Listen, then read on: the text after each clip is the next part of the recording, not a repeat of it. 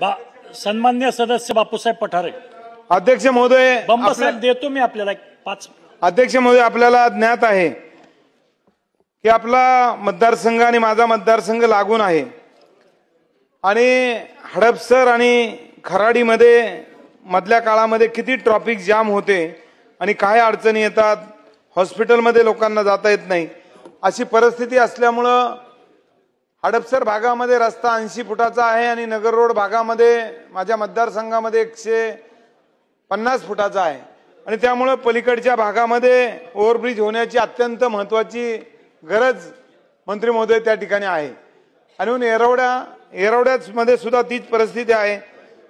माझ्या मतदारसंघामध्ये एअरपोर्ट असल्यामुळं दर आठवड्यामध्ये 4-2 वेळा तरी ट्रॅफिक जामचा प्रश्न निर्माण होतो. त्या ठिकाणी व्हीआयपी लोक सर्व पदाधिकारी येत असतात आणि म्हणून माधव बिंदू चौकामध्ये जर ओव्हरब्रिज केला तर एअरपोर्टवरून येणारा व्हीआयपी थांबू शकत नाही, नागरिकांना ट्रॅफिक जाम होणार नाही आणि त्या ब्रिजची सुद्धा फार गरज आहे.